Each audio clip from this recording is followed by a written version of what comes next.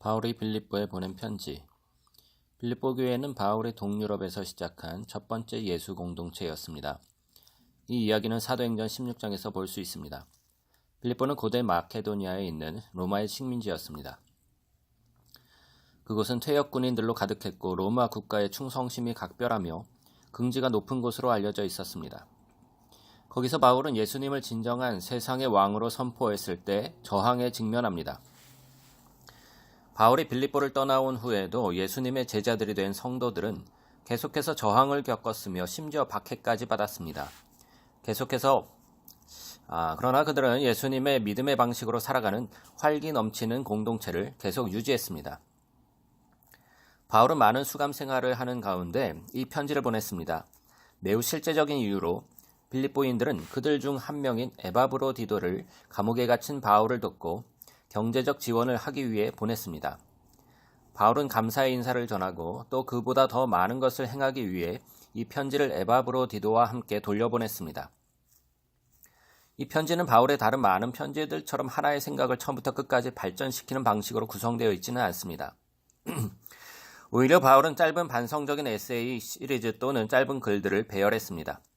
그 글들은 모두 이 편지의 2장에 있는 하나의 시를 중심으로 돌고 있습니다.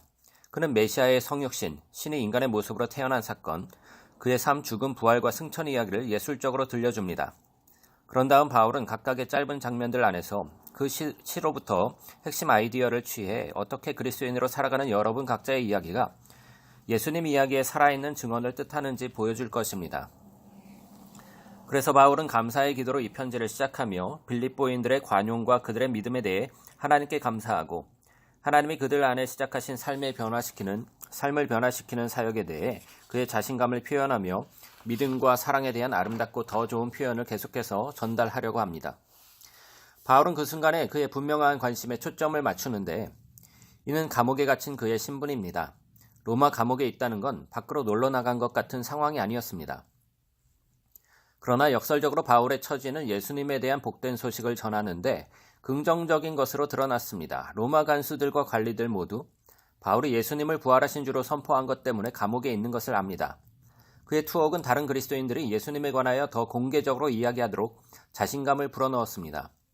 바울은 감옥에서 풀려날 것이라고 봅니다. 그러나 그는 처형당할 가능성도 있습니다.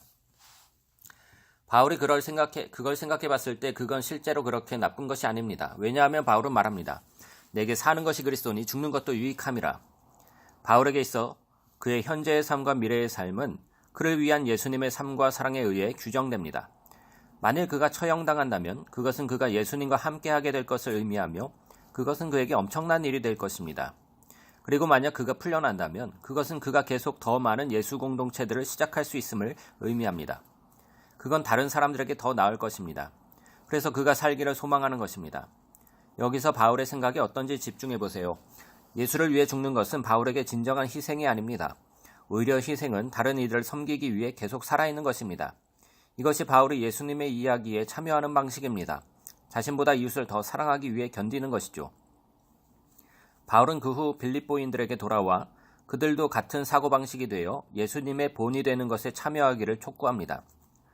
그는 여러분의 시민으로서의 삶이 메시아에 관한 복된 소식과 일치해야 한다고 말합니다. 빌립보에 있는 그리스도인들은 로마 애국심의 본거지에서 살고 있었습니다. 그러나 그들의 삶의 방식은 또 다른 왕이신 예수님에 의해 형성되어야 했습니다.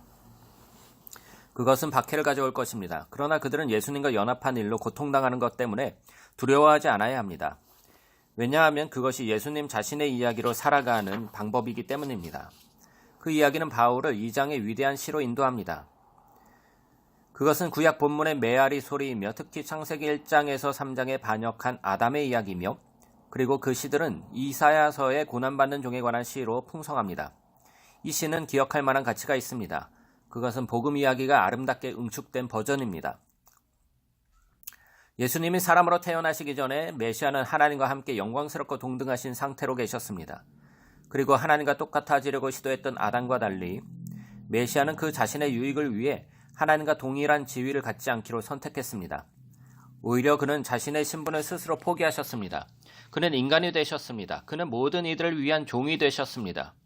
그리고 그에 더하여 심지어 그는 자기 자신을 수치당하도록 허용하셨습니다. 그는 로마의 처형도구 위에 죽음으로 나아감으로 아버지께 순종했습니다. 그러나 하나님의 능력과 은혜를 통해 메시아의 수치스러운 죽음은 부활을 통해 역전되었습니다. 이제 하나님은 예수님을 모든 이들의 왕으로 높이셨고 모든 이름 위에 있는 이름을 그에게 주셨습니다. 그래서 모든 피조물들은 메시아 예수님이 하나님 아버지께 영광 돌리는 주님이심을 깨달아야 합니다. 이제 마지막 주장은 놀랍습니다. 바울은 이사야 45장을 인용하고 있습니다. 이는 이스라엘의 하나님을 모든 피조물들이 주님으로 깨닫게 되는 구절입니다. 여기서 바울의 강조점은 매우 분명합니다. 십자가 처형을 당하시고 부활하신 예수님 안에서 우리는 이스라엘의 참 하나님 아버지이자 주 예수 그리스도라는 사실을 알게 됩니다. 바울에게 이 시는 예수님이 누구신가에 대한 그의 확신을 표현하며 그 이상을 행합니다. 바울은 그의 제자들이 모방해야 할 삶의 본보기로 바로 이런 예수님의 삶을 제안합니다. 그래서 바울은 곧이어 두 가지 이야기를 말합니다. 먼저는 디모데에 관한 것이고 그 다음은 에바브로디도에 관한 것입니다. 이 두 사람 다 예수님의 이야기를 따라 사는 사람들의 좋은 본보기이기 때문입니다. 디모데는 예수님을 닮았습니다. 왜냐하면 그는 계속해서 그 자신보다 다른 사람들의 행복에 대해 관심을 가졌기 때문입니다. 빌립보인들이 그들의 헌금과 함께 보낸 에바브로디도는 감옥에 갇힌 바울을 섬기기 위해 자기 삶의 위험을 마다하지 않았습니다.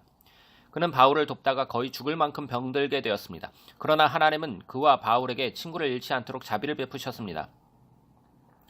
여기서 바울의 핵심은 이러한 사람들의 예수님의 이야기에 살아 숨쉬는 본보기라는 것입니다.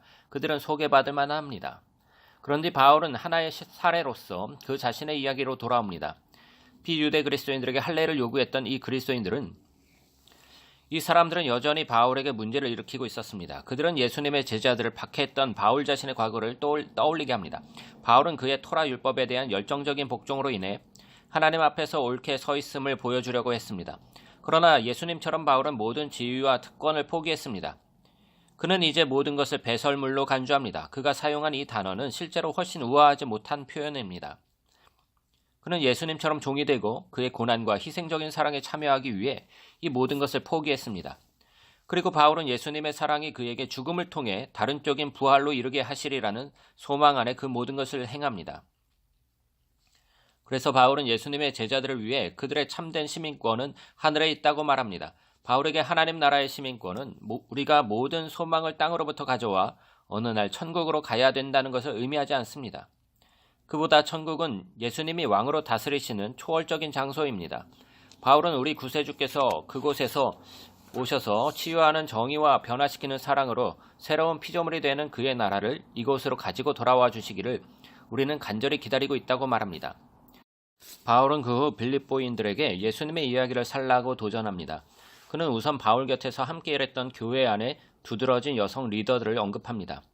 그들은 어떤 갈등 속에 있었습니다. 그래서 바울은 그들이 화해하고 연합하기 위해서 예수님의 겸손의 본을 따를 것을 부탁합니다.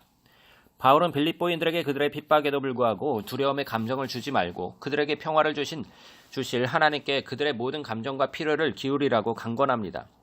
바울은 그의 평화는 여러분의 생각을 선한 것과 진실한 것과 사랑스러운 것에 초점을 맞추는 것으로 인해 온다고 말합니다. 여러분이 불평할 수 있는 것은 언제든지 존재합니다. 그러나 예수님의 제자는 삶의 모든 것이 선물임을 알고 어떤 삶의 조건 속에서도 아름다움과 은혜를 보기로 선택할 수 있습니다. 이것은 바울이 그의 결론에 이르게 합니다. 그는 다시 빌립보인들에게 그들의 내어놓은 선물에 대하여 감사를 표합니다. 바울은 그의 투옥과 빈곤한 기간들이 그에게 진정한 고난이 아님을 빌립보인들이 알기를 원합니다. 그런 것들은 실제로 그의 가장 위대한 선생들이 되어 그의 상황에도 상관없이 그가 만족의 비밀을 배웠다는 것을 보여줍니다. 그것은 단지 그를 강하게 하는 한 분을 의지하는 것입니다. 바울은 예수님의 이야기에 참여함으로써 그 자신의 고통을 보게 되었습니다. 빌립보서는 우리에게 바울 자신의 생각과 마음으로 들어가는 특별한 창문을 보여줍니다. 바울은 그의 모든 삶이 예수님의 이야기를 다시 재현하는 것으로 보았습니다. 여러분은 이 편지에서 예수님과 바울의 밀접한 관계를 바울이 예수님의 사랑과 임재가 그 자신의 피부보다 더 밀착되었다고 생각할 정도로 그 관계가 가깝다는 것을 알 수 있습니다. 이러한 관계는 바울이 가장 힘든 기간 동안 그에게 희망과 겸손을 주었습니다. 이렇게 바울은 우리에게 예수님을 만나서 알게 되는 것이 언제나 깊이 있는 개인적인 변화를 일으킨다는 것을 보여줍니다. 이 때문에 바울은 다른 사람들에게 예수님을 따르라고 초대하는 것입니다. 이것이 바울이 빌립보서에서 말하는 전체 내용입니다.